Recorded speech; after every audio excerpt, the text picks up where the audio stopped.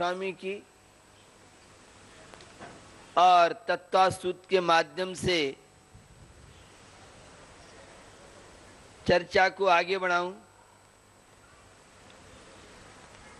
एक फार्मूला आचार्य उमा स्वामी ने दिया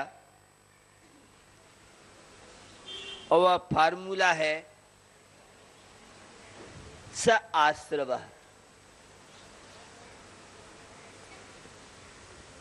वो आश्रव कहलाता है।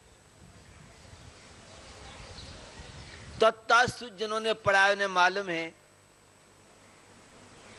मन वचन काय ये तीन ऊर्जा हैं, शक्तियां,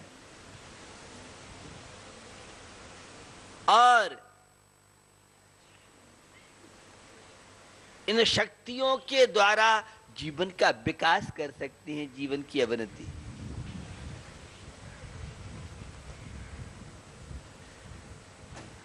आश्रव दुख कार घनेरे,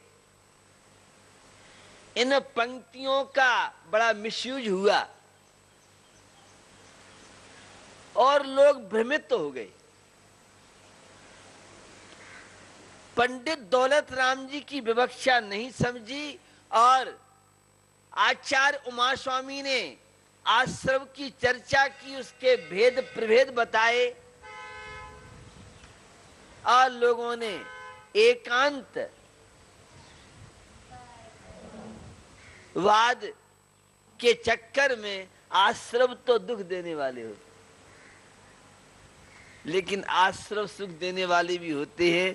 ये अपोजिट में बोल रहा हूं। अशुभ आश्रव ये हैं, छोड़ने योग्य हैं, अशांति के दुखों के कारण हैं, और शुभ आश्रव भूमिका के अनुसार अपेक्षित है, जरूरी। भगवान की पूजन है, भक्ति है, अभिषेक है, तीर्थ क्षेत्रों की वंदना है, श्रावक के 6 आवश्यक कार्य हैं, वह अणव्रत और महाव्रत रूपी वेद रत्नत्र है। आश्रव तो होता है, लेकिन ये आश्रव संवर और निद्रा के लिए भी सहयोगी बन सकता है। अशुभोपयोग पाप क्रियाओं से बचने के लिए शुभ कार्यों में प्रवृत्ति साधक की सहज में होती है।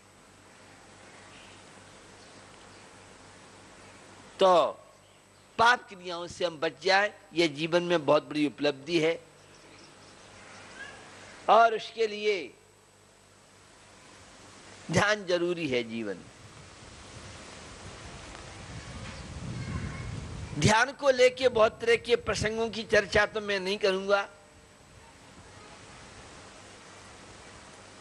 भारतीय संस्कृति में ध्यान का बड़ा महत्व है, और जैन दर्शन तो ध्यान पर ही टिका हुआ है। कई बार मैंने चर्चा की है, ध्यान से पहले साधकों के लिए कुछ विशिष्ट निर्देश है। प्रारंभिक तैयारी कैसे आप करें ध्यान के लिए, तो ध्यान साधना में ध्यान की प्रगति हेतु भोजन का भी विवेक आवश्यक है। भोजन से संबंध आपका ध्यान का है। आध्यात्मिकता तो इस बात को स्वीकार नहीं करेगी, भोजन जड़ है, पर है, और आध्यात्मिकता आत्मा स्व की बात। मैं ज्ञात स्वभावी चैतन्य आत्मा, मैं पर का करता नहीं हूं, पर का भोगता नहीं हूं, मैं तो मात्र एक ज्ञात दृष्टा। यह है आध्यात्मिक जीवन की। बंधु, भोजन एक कारण है उस ध्यान की सिद्धि में। शादी में न्यायदीप का प्रसंग चल रहा है, और परार्थ अनुमान की चर्चा के दौरान दो से ही काम हो जाता है, लेकिन नैयायिक कहते हैं नहीं, पंच अवयव का होना बहुत जरूरी है। अंत में समाधान जैन आचार्यों से मिला कि जब दो से ही काम हो जाता है तो पांच अवयवों की क्या आवश्यकता है। तो साधन और साध्य को लेके बहुत वादी और प्रतिवादी अपनी अपनी बातें न्याय ग्रंथों में रखते हैं। तो भोजन एक कारण है जो हमारे विचारों को पवित्र बना सकता है। और सर्वप्रथम ध्यान के लिए तो इसका महत्व है ही। तन को अनुशासन में रखने के लिए, कंट्रोल में रखने के लिए भोजन पर हमारी भारतीय संस्कृति में बहुत ध्यान दिया है। हमारे यहाँ इसे चौका बोलते हैं और मेडिकल साइंस की भाषा में इसको बोलते हैं थिएटर रूम, ऑपरेशन रूम। भोजनशाला, रसोई घर। आपको तो ये पसंद नहीं आएगा क्योंकि आप तो किचन वाले हैं।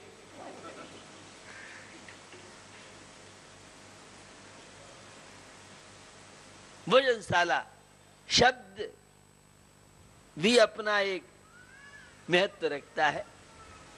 हम लोग कातंत्र व्याकरण साधुओं में चला रहे हैं अभी, और वहां पर पंच संधि के बाद स्वरांत पुल्लिंग, कल ही मैंने पुरुष शब्द की सिद्धि में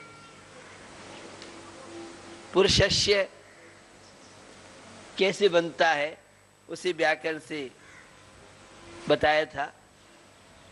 किस शब्द का उच्चारण कहां से कैसे होता है, ये सब अपना महत्व रखते हैं। तो भोजन का एक तो निश्चित टाइम होना चाहिए। ये आध्यात्मिक साधना के लिए और शरीर की स्वस्थता के लिए।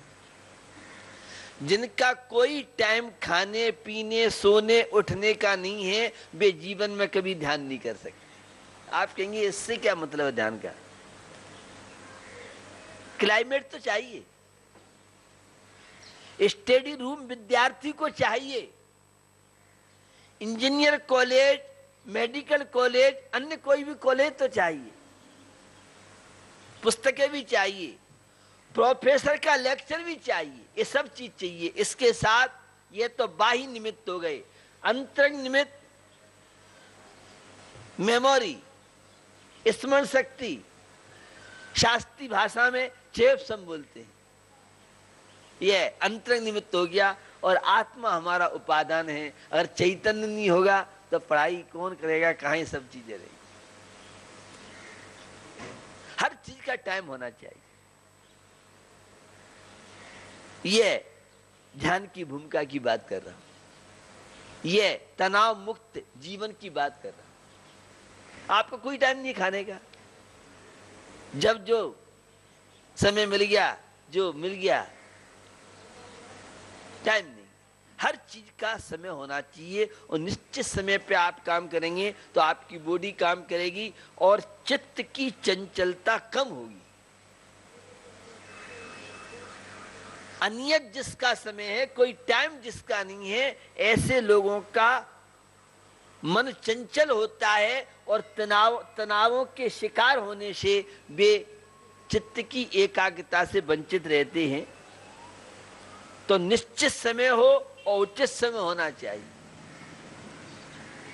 टाइम तो आपने रखा, लेकिन समय, अब बारिश श्रावण और भादों में पानी बरसे नहीं और क्वार कार्तिक में बरसे तो किसान भाई हमारे खेती सब चौपट हो जाएगी। हर चीज समय पे अच्छी लगती है। बेसमय की बरसात, बेमौसम की बरसात बेकार मानी जाती। उसी तरह से खाने का टाइम, दिन में खाएं आप, विचार भी पवित्र होंगे, स्वस्थ रहेंगे, शरीर स्वस्थ रहेगा आपका, आत्मा भी स्वस्थ होने की प्रक्रिया प्राप्त कर सकता है। तो भोजन निश्चित समय हो और दूसरा उचित समय।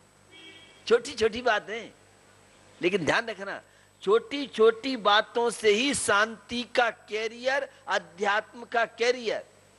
जो सामान्य चीजों में जितना लापरवाही होगा उतना ही दुखी अशांत रोगी होगा। दूसरा, ध्यान आप करना चाहते हैं, माला फिरना चाहते हैं, मन को विश्राम देना चाहते हैं, अथवा ऊर्जा का संचय करना चाहते हैं। ध्यान जो ऊर्जा का संचय कराए वो ध्यान है। आपकी जो शक्ति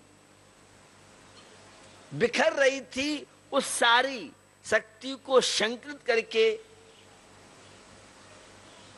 आपको ऊर्जावान बनाए, यह है ध्यान की स्थिति।